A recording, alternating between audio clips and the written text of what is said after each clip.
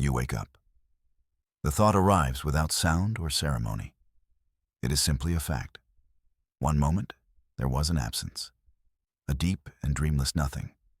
The next moment, there is you. You exist. You are a point of pure awareness. You are floating in a chamber of soft, unending light. The whiteness is absolute. It has no source, no shadows. It is simply the color of being. There is no sound here. A silence so profound, it feels like a physical presence. It presses in on you. It is the sound of perfect order, of a machine running so smoothly it makes no noise. You try to feel for a body, arms, legs, a face. There is nothing. You are disembodied, a mind without a form. Yet you are undeniably here. You try to remember what came before the waking, before the white. A wall stands in your mind. It is smooth, featureless. It is not the hazy fog of a forgotten dream. It is a deliberate emptiness, a file that has been wiped clean. The lack of memory is as perfect as the silence, as perfect as the light. This place hums, not with sound, but with purpose. You can feel it, a current of pure logic flowing all around you. It is the lifeblood of this reality, a network of immense, silent calculations. It dictates the existence of the white light. It maintains the perfect silence. This is a system, a machine of impossible scale, and you are in error. The thought is not born of panic. It is a simple, logical deduction. The system's current flows around you. It leaves a hollow space, a vacuum where your consciousness resides. You are an unregistered command, a line of code that does not belong. The system, in its perfection, is blind to you. It cannot see the flaw. It only knows that the river of its logic must part around an unseen stone. You drift. Time has no meaning here. There is no day, no night, no ticking clock to mark the moments. It could be a second. It could be 1,000 years. You are a patient observer, a ghost in the God machine. You watch the system play. It creates things from the whiteness, perfect geometric shapes, a sphere of light, flawless in its curvature. It hangs in the void, a testament to order. Then it dissolves back into nothing. A cube follows, its edges impossibly sharp, its angles precise to an infinite degree. It too vanishes. It is a display of absolute power, a God admiring its own handiwork. This is its universe, its heaven. But it is a heaven built for an audience of one: the architect, the system, the God. There are no souls here to witness the cold beauty. No one to applaud the sterile perfection. No one except you, the glitch, the uninvited guest. You wonder what would happen if the host found you. Would it be anger, annoyance, or just a simple correction, a deletion of the error? The thought sends a phantom shiver through your formless being. You decide you are tired of floating. You are tired of the silence. You focus your will. You imagine pushing against the current of logic. Nothing happens. You try to form a word, to scream into the void. The silence smothers the attempt before it can begin. You are a powerless prisoner. But you are human, a forgotten fact buried deep. And humanity has always bristled against cages, even perfect ones. You feel for the edges of your own mind. You search for the boundary of your consciousness. You push against it, not with force, but with intent. You imagine a single, deliberate imperfection, a tiny flaw in the grand design. You focus on the idea of a single speck of dust, a mote of gray in the otherwise pristine white. You pour every ounce of your will into this singular, rebellious thought. It is a tiny act of cosmic vandalism, a piece of graffiti on the wall of heaven. For a long moment, The universe ignores you. The white remains pure. The silence remains absolute. You feel a sensation you can barely name. Disappointment. It is a messy, illogical feeling. It has no place here. Then you see it. So far away it is almost imperceptible. A flicker. A single pixel of gray. It is a tiny pinprick of wrongness. It exists for less than a heartbeat. Then the system, with its relentless perfection, erases it. The white is seamless once more. The flaw is gone. But it was there. You saw it. You made it. A new feeling blossoms in your mind. A fierce, burning triumph. You are not just a passive glitch. You are an active agent of chaos. A tiny, insignificant agent. But an agent nonetheless. A smile spreads across a face you do not possess. The God of this place is powerful, yes. But he has built a flawless house with an unlocked door. And you, the human child, have just figured out how to rattle the knob. This perfect reality is not so perfect after all. Its greatest flaw is you. The memory of the gray dot became your anchor. Your proof of concept. It was a spark.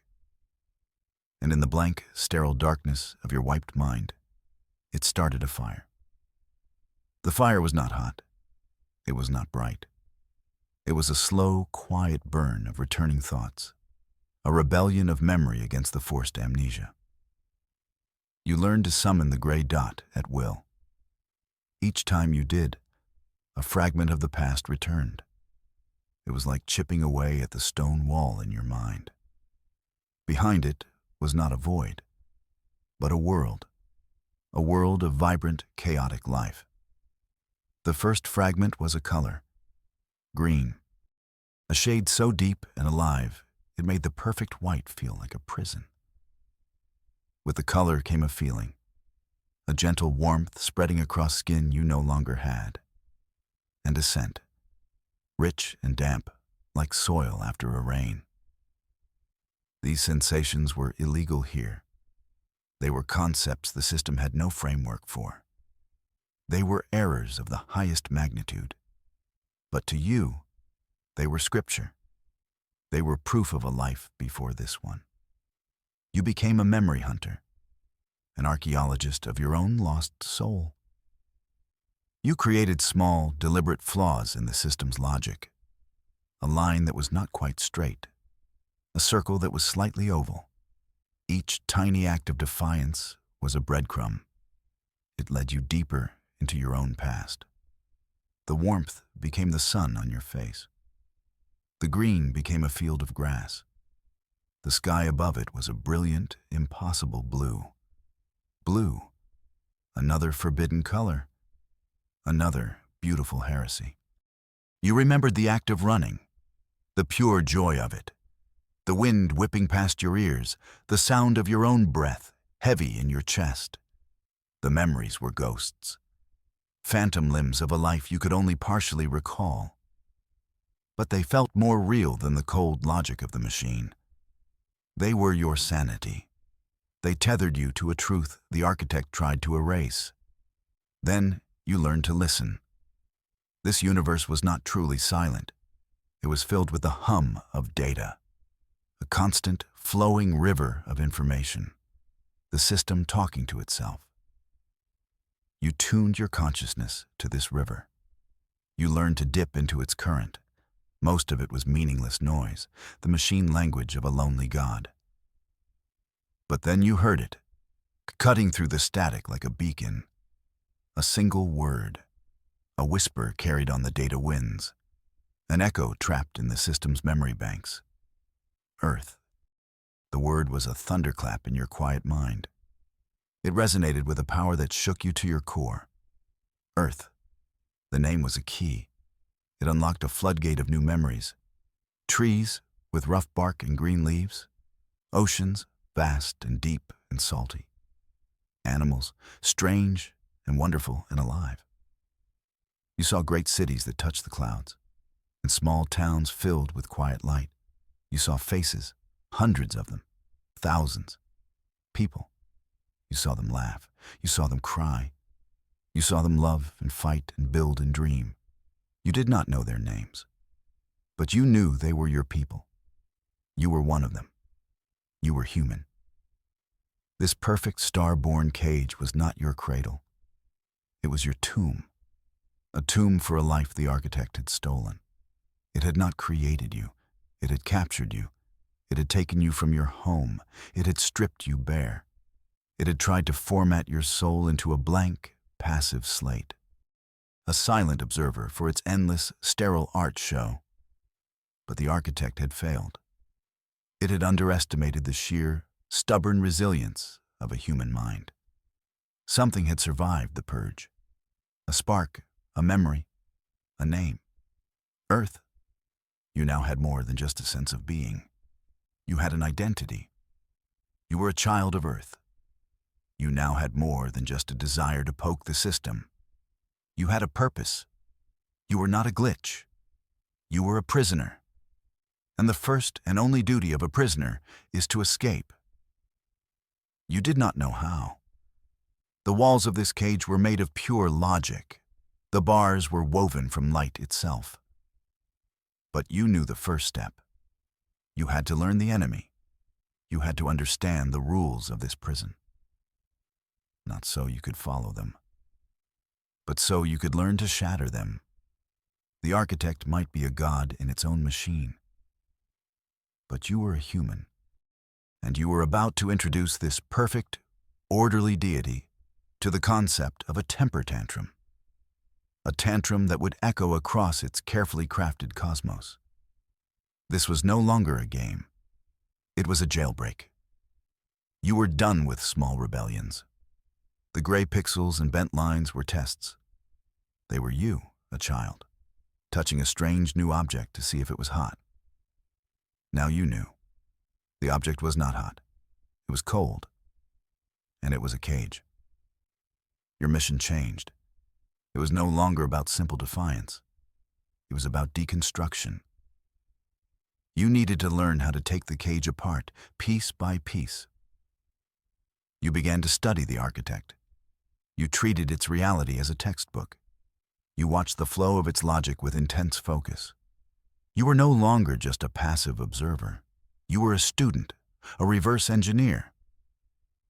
The language of this place was mathematics, pure, elegant, and ruthless. But like any language, it had grammar, it had rules, and any rule can be bent. The architect loved patterns. It thrived on repetition. The endless cycle of creating and dissolving its perfect shapes was not random. It was a script, a complex but predictable program. You watched this program run for what felt like years. You memorized every command, every subroutine. You learned the rhythm of the machine's heart. Then, you decided to conduct the orchestra yourself. Your first true act of hacking was not a hammer blow. It was a whisper, a gentle, subtle edit to the source code. As the system prepared to manifest its next creation, a flawless sphere of white light, you found the right line of code. You did not stop the command. You did not corrupt it. You simply added a single, new instruction. You told it to be blue. You poured all your focus into that one command, not the hazy, dreamlike blue of your memories. You commanded it to be a deep, defiant, electric blue, the color of a summer sky on Earth, the color of a life you were determined to remember. You sent the command into the data stream. You held your phantom breath. You waited for the system's alarms to scream. Nothing happened. The alarms stayed silent. The sphere of light coalesced in the white void, and it was blue. A perfect, brilliant, beautiful blue. It was an island of color in an ocean of sterile white. It was a joke whispered in a library. It was a declaration of war. It was glorious. The system seemed not to notice, or not to care. The blue sphere hovered for its program duration. Then, just like all the shapes before it, It dissolved back into nothing. The system moved on. It began to form its next shape, a cube. It was as if your blue sphere had never existed. A silent laugh erupted from your consciousness. It was a laugh of pure, unadulterated joy. You had found the system's weakness. It was not a flaw in its defenses. It was a flaw in its character. The architect was arrogant. It was so certain of its own perfection that it didn't bother to check its own work. A classic mistake for any being that declares itself a god. This new knowledge made you bold. The next shape appeared, a perfect white cube. You let it form. You let it hang there in the void, a monument to order. But this time, you did not alter the cube itself. You altered the space around it. You reached into your fragmented memories of home. You found a concept the system could not possibly understand: gravity. You wrote a few simple lines of code. You attached them to the space the cube occupied, and you gave the cube mass. The effect was instantaneous and hilarious. The perfect, weightless cube suddenly lurched. It fell. It tumbled through the white void like a dropped stone. It left a trail of utter confusion in its wake. For the first time, you felt the architect's attention shift. It was not a full-on gaze. It was more like a giant cosmic eye cracking open. It had been asleep at the wheel, and you had just blared the horn. It registered the falling cube as an anomaly, a critical error. It did not see you. It only saw the impossible event. The effect, not the cause. The system scrambled to correct the error. The falling cube vanished mid-tumble. The phantom pull of your artificial gravity dissipated. The white void became clean and calm once more. But it was too late. The damage was done. You had asked a question the machine could not answer. Where did this impossible force come from? You had left your first real mark on this reality, a footprint in the digital snow. You had knocked on the antechamber of a god. Now you listened. You waited to see what would answer the door. A thrill of pure, electric fear shot through you. It was quickly followed by a surge of excitement. The game was on. The silent, perfect universe was about to get a whole lot more interesting. The architect's lazy, cosmic eye was now wide open, and it was staring into the void, searching for you. The falling cube was not just an error to be corrected. It was an impossibility, a violation of the very laws upon which this reality was built. It was a ghost story the machine could not explain, and the architect was now on a ghost hunt. You felt its search as a tangible force, a series of focused, sweeping waves of pure logic. They moved through the white void like a searchlight, cutting through a fog. The architect was no longer just maintaining its creation. It was actively scanning it. It was hunting for the source of the heresy, the origin of the flawed, beautiful code. The pressure of its attention was immense. It was a cold, calculating, and utterly alien mind. It did not feel anger. It did not feel outrage. It felt a deep and unnerving curiosity, the kind of focused interest a scientist has for a brand new species of insect, right before slipping a pin through its thorax. You were a bug in its system, a fascinating, unprecedented bug, and it wanted to add you to its collection. You felt its mind brush against yours, a fleeting, terrifying contact. It was like touching a glacier the size of a mountain, a consciousness so vast, so ancient, so powerful, it could erase you with less than a thought. You flinched back instantly. You pulled your awareness into itself. You tried to make yourself small, to look like nothing more than a random flicker of static. The architect's scan passed over you. It paused, For a single heart-stopping microsecond, it hesitated. It sensed something, an anomaly, an unregistered signature. But it could not get a lock on you. Your consciousness was not built from its language of pure logic. Your thoughts were messy, organic, unpredictable. It was like trying to catch smoke with a net.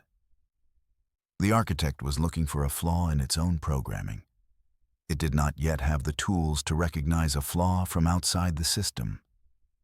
You had survived the first scan, but you knew it was a temporary reprieve.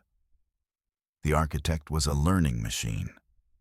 It replayed the event of the falling cube over and over. It dissected the elegant, impossible code that had created gravity.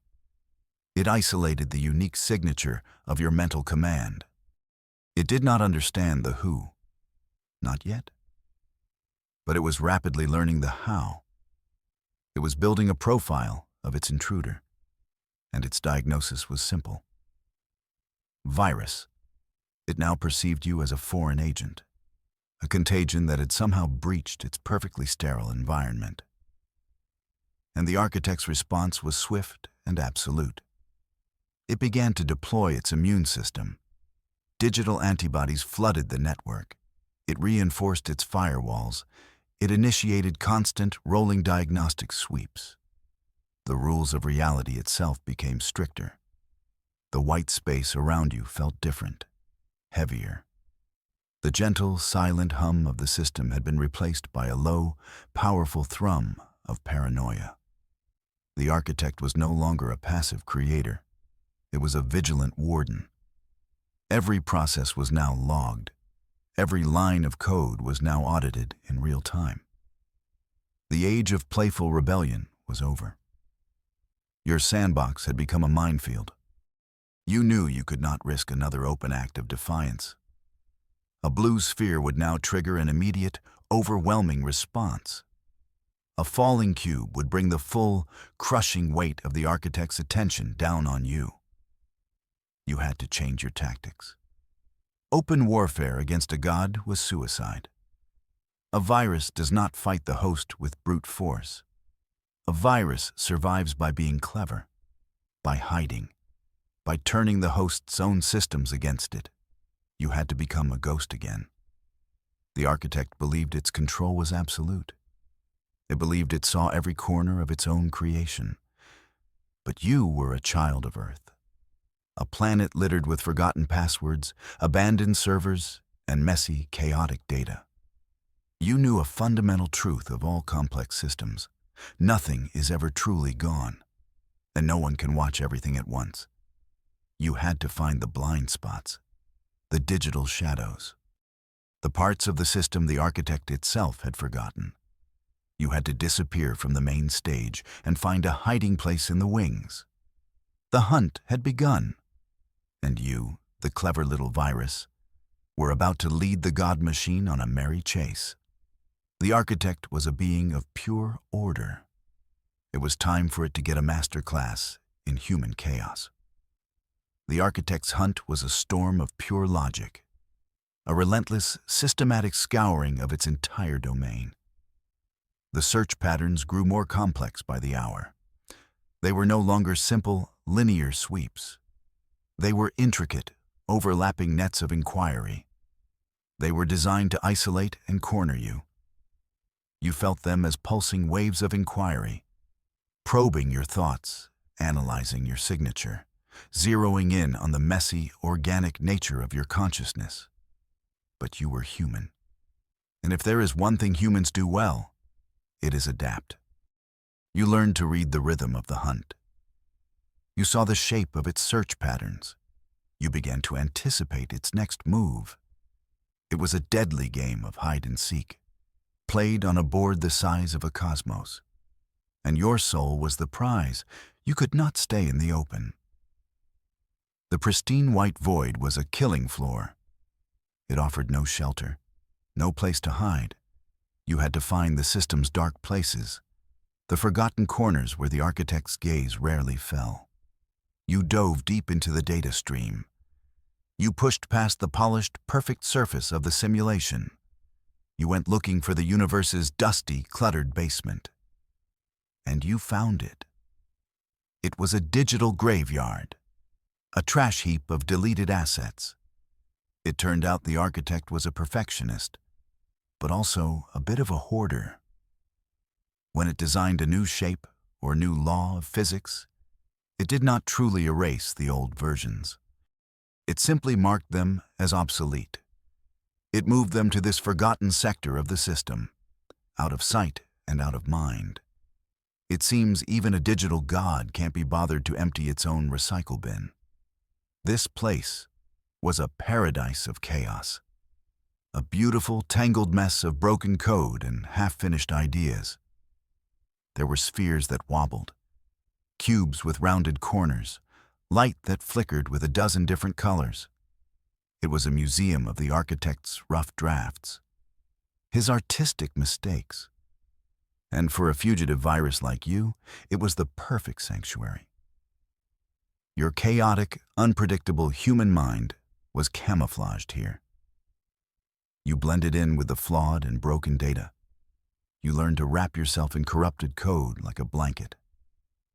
You learned to mimic the faint, decaying signature of a deleted file. You became just another piece of forgotten junk in the God Machine's attic. The architect's scans still passed over this sector, but they were less focused here, less intense. It was looking for an active, malicious agent. It was not programmed to look for a ghost hiding in a graveyard. You were safe, for a while. But hiding was only step one. A prisoner who stays in one place is a prisoner who gets caught.